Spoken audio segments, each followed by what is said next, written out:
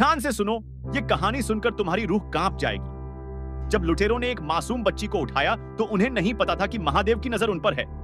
जो हुआ उसके बाद वो इतना खौफनाक था कि पूरा गांव हिल गया।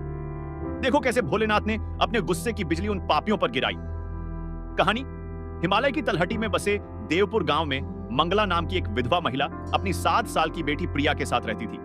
वो बहुत गरीब थी, लेकिन शिव की अटूट भक्त थी और रोज मंदिर में घंटों पूजा करती थी, भले ही उसके पास खाने को कुछ न हो। एक दिन प्रिया अपनी मां के लिए जंगल से फूल लेने गई, क्योंकि वो भोलेनाथ को फूल चढ़ाना चाहती थी।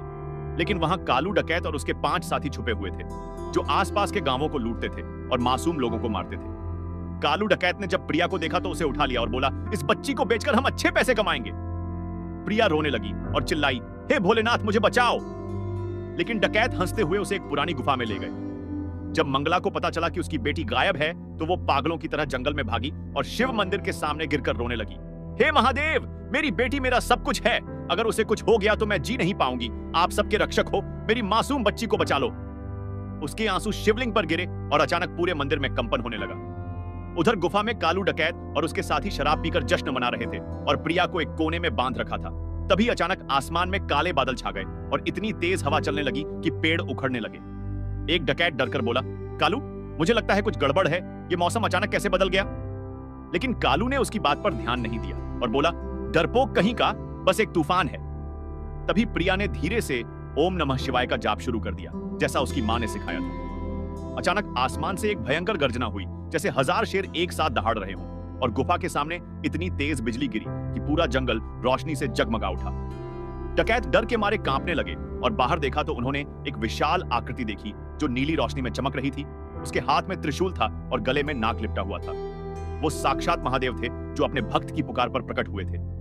महादेव की आंखें क्रोध से लाल थीं और उनकी आवाज में इतना गुस्सा था कि पहाड़ भी कांप गए।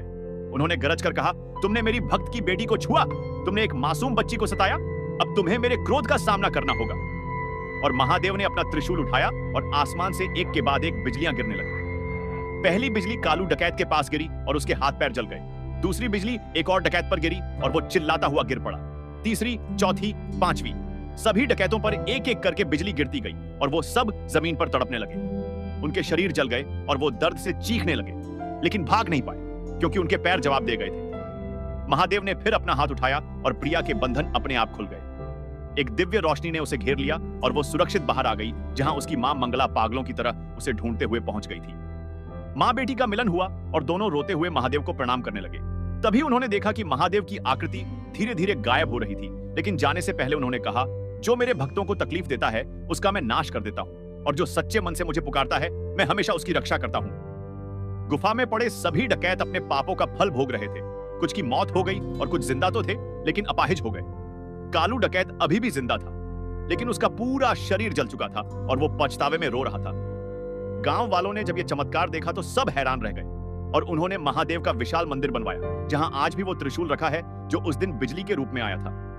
मंगला और प्रिया ने अपनी पूरी जिंदगी भोलेनाथ की सेवा में बिता दी और पूरे देश में यह कहानी फैल गई कि महादेव अपने भक्तों की रक्षा के लिए कैसे क्रोधित हो सकते हैं। आज भी उस गुफा के पास जाने से लोग डरते हैं, क्योंकि वहां जली हुई लकीरें देखी जा सकती हैं जो बिजली गिरने की निशानी है, और लोग कहते हैं कि अगर कोई बुरे इरादे से वहां जाए तो आज भी महादेव का गुस्सा उस पर टूट पड़ता है।